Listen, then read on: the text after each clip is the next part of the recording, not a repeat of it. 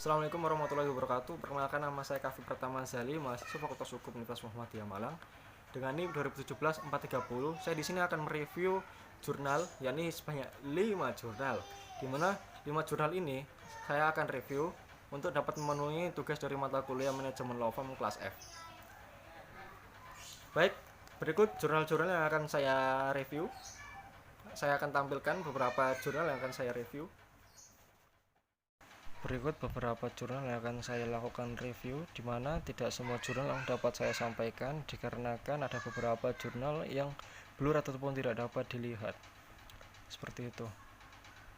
Baik, selanjutnya akan masuk pada pembahasan yang pertama. Pembahasan jurnal yang pertama, yakni jurnal yang diterbitkan ataupun ditulis oleh Imelda Tambah, di mana dalam hal ini jurnalnya itu volume 1, nomor 1, diterbitkan pada Februari 2019, yakni terkait akan peran strategis manajemen SDM kantor hukum Laurentius Arliman Simbolon dan partner dalam peningkatan daya saing di Kota Padang, di mana terkait dalam jurnal ini membahas terkait akan SDM ataupun sumber daya manusia. Terkait SDM sendiri tentunya penting di dalam penjalanan ataupun pelaksanaan di dalam suatu kantor hukum, di mana kantor hukum tidak dapat berjalan apabila tidak adanya SDM ataupun sumber daya manusia di dalamnya. Di mana tentunya di dalam kantor hukum sendiri perlunya seorang SDM ataupun advokat yang memiliki tingkat profesionalitas yang tinggi. Hal ini untuk dapat menunjang kinerja dari law firm tersebut. Di mana apabila di dalam suatu kantor hukum tidak mungkin dijalankan oleh advokat ataupun lawyer yang berada dalam satu angkatan. Contoh pada angkatan tahun 2000 semua tidak mungkin. Dimana kita tentunya juga memerlukan dimana angkatan yang kiranya itu mengikuti perkembangan zaman ataupun lulusan baru yang mendapatkan ilmu-ilmu baru sekiranya bisa mengupdate terkait akan pengetahuan-pengetahuannya, dimana tentunya perlu dimixkan antara angkatan yang lama, yakni angkatan tahun 2000 dan juga angkatan tahun 2019 ataupun 2018 seperti itu. Dimana hal ini untuk dapat menjaga strategitas ataupun sistematis dalam organisasi dalam suatu law firm, di mana hal ini tentunya dapat dikatakan dilakukan permajaan. Hal ini agar dapat berjalan dengan seiringnya perkembangan zaman, itu kita dapat mengupdate gimana sih perkembangan hukum ataupun penerapan hukumnya ini, karena setiap tahun atau bahkan setiap waktu itu hukum pun dapat berubah sesuai dengan ketentuan yang ada, karena hukum diciptakan demi untuk menegakkan keadilan, dimana apabila keadilan tidak dirasa belum tegak seadil-adilnya, maka akan dilakukan revisian terkait akan suatu peraturan. Nah, di situ perlulah pengupdatean dalam SDM seperti itu, dalam jurnal tersebut seperti itu. Dan juga tentunya perlu suatu komitmen dan kelebihan yang dimiliki oleh SDM di dalam di dalam suatu law firm ataupun kantor hukum itu sendiri, di mana tujuannya itu satu, untuk menjaga terkait akan kualitas law firm ataupun kantor hukum tersebut agar tetap dapat dipercaya oleh masyarakat, baik masyarakat secara umum ataupun masyarakat sekitar daerah kantor hukum tersebut. Lanjut kepada jurnal yang kedua, yakni jurnal dari Budi Endaro, Fitra Mardina dan juga M. Haris Murdani, di mana dalam hal ini jurnal ini memiliki volume, yaitu volume 1 tahun 2018, terkait akan pengembangan legal service dan legal process pada kantor hukum konvensional di Surabaya. Di mana di dalam jurnal yang kedua ini, setelah saya membaca, saya dapat mendapatkan satu inti yang bisa saya ambil, yaitu terkait akan berkaca pada layanan jasa litigasi dan layanan jasa hukum yang belum memanfaatkan terkait akan teknologi informasi, di mana ada keterkaitan juga sebenarnya terkait akan jurnal yang sebelumnya saya bahas, yakni jurnal yang pertama tadi, di mana dalam hal ini jurnal ini juga memberikan jalan keluar ataupun pengimplementasian terkait akan bagaimana metode yang dilakukan dalam pemberian layanan hukum kepada masyarakat ataupun klien dari suatu kantor law firm tersebut. Di mana untuk dapat mengikuti perkembangan zaman, tentunya itu harus mengikuti pertama yang wajib, yaitu menggunakan teknologi, di mana teknologi itu sangat penting. Di mana sekarang zaman modern, semua serba canggih. Nah, tentunya di dalam jurnal ini itu adanya gagasan ataupun berusaha untuk melakukan pengimplementasian terkait akan 3 hal. untuk dapat mengikuti perkembangan zaman. Yaitu pertama yaitu mengadakan fokus group discussion dengan beberapa kantor hukum yang ada, di mana forum grup ini bertujuan untuk satu, menambah wawasan ataupun menjalin tali ikatan terkait akan satu law firm dengan law firm yang lain. Itu kenapa? Untuk dapat saling tukar ilmu, di mana dengan adanya tukar ilmu tersebut akan menambah wawasan. Nah, wawasan itu dapat berguna untuk menangani ataupun membantu klien dalam memberikan layanan bantuan hukum nantinya, seperti itu. Yang kedua yakni mengadakan pelatihan layanan jasa hukum non litigasi berupa legal due diligence, di mana dalam hal ini dilakukan pelatihan itu agar dapat memahami. Jadi dalam penyampaian, apabila dalam penyampaian secara lisan seperti ini tanpa adanya suatu penerapan ataupun praktek, itu tidak akan, menurut saya pemahaman kalau terkait akan seperti itu hanya bisa 10% masuk. Karena apa? Dengan kita melakukan praktek ataupun pelatihan, itu bisa dapat dipresentasikan ke pemahaman. Setelah dilakukannya pelatihan ataupun praktek, itu bisa meningkat dibandingkan hanya sekedar lisan saja. Bisa dikalkulasikan yaitu 90% paham. Nah, lanjut yang ketiga yakni peluncuran teknologi informasi layanan hukum dengan sistem informasi virtual law office atau dapat disingkat sebagai VIRLAW, di mana adanya peluncuran teknologi ini itu untuk dapat mengikuti perkembangan zaman, di mana zaman ini serba canggih, otomatis canggih memerlukan teknologi, di mana adanya peluncuran ini sangat membantu terkait akan pelaksanaan kantor hukum ataupun dalam menjalankan tugasnya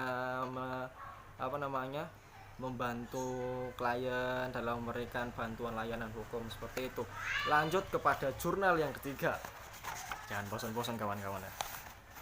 Lanjut pada jurnal yang ketiga yakni yang ditulis oleh Hendika Pratiwi, Rita Nurmali dan juga Amzul Rifin, di mana pada volume 7 nomor 2 tahun 2020, di mana dalam hal ini studi kelayakan pendirian kantor cabang PT XYZ di Provinsi Kalimantan Timur, di mana dalam hal ini mengenai akan pengelolaan dan pengaturan mengenai pendanaan, di mana mau mengambil terkait akan suatu sistem investasi, di mana apabila kantor hukum ataupun law firm itu dalam pendanaannya itu melakukan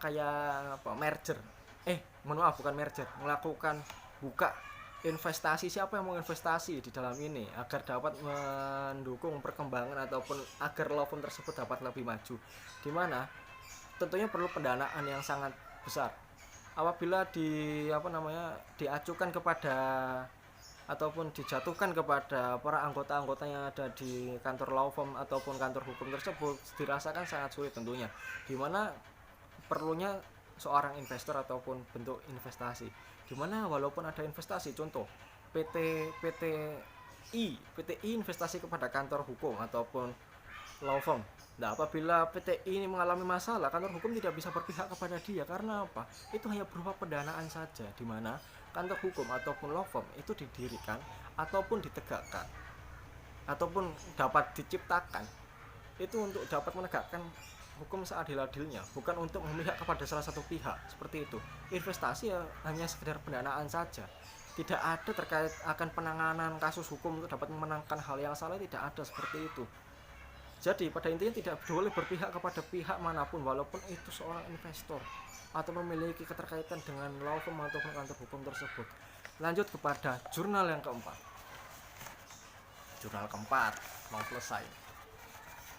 Jurnal keempat, yakni masuk kepada jurnal keempat yang ditulis oleh Safitri Wikanawangsari, volume 8 nomor 2 November tahun 2015, di mana dengan judul Harmonisasi Undang-Undang nomor 11 tahun 2008 tentang informasi dan transaksi elektronik dalam manajemen kantor advokat, di mana di dalam jurnal ini setelah saya baca dan saya mendapatkan intisarinya, yaitu hal ini membahas mengenai akan penanganan atau pengamatan terkait akan kompetensi individual lawyer.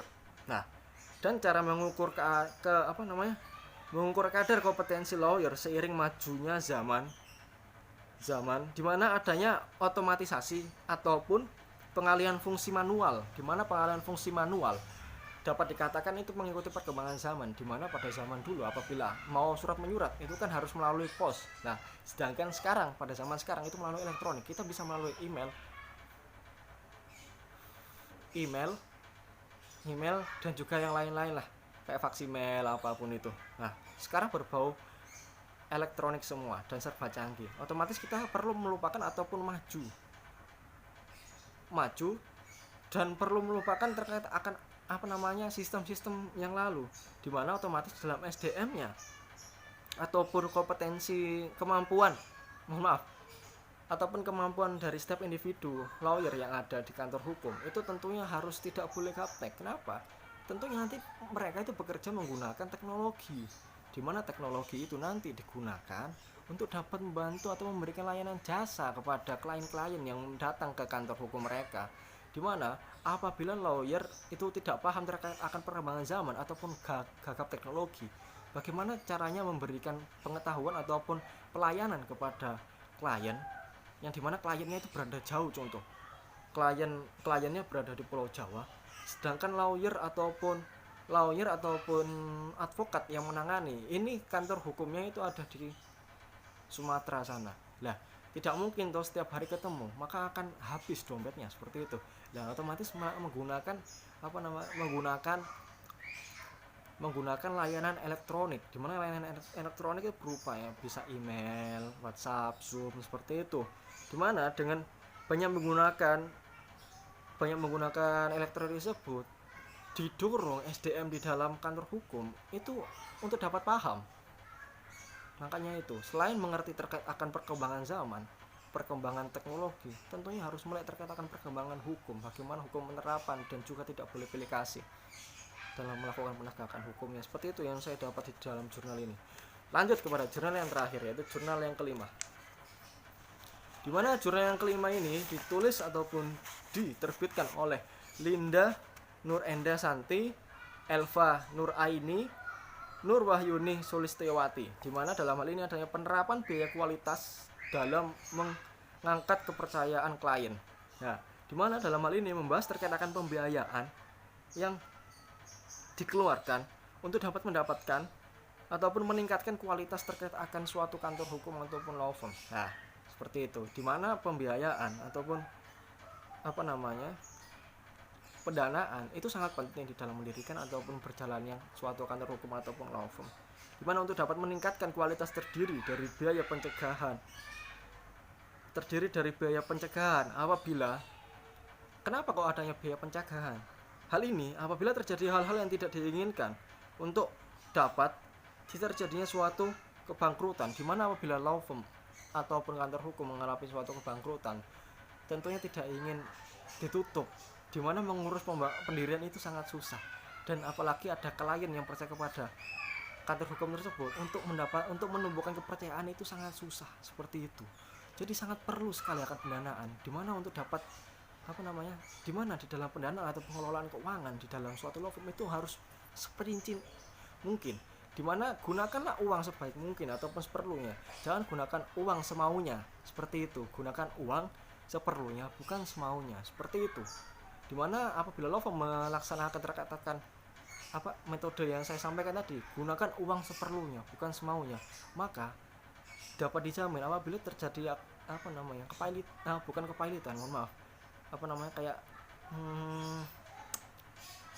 kayak pembangkrutan ataupun pengurangan biaya seperti di masa pandemi seperti saat ini, itu ada biaya pencegahan gitu loh, agar tidak terjadi kebangkrutan dalam law firm tersebut.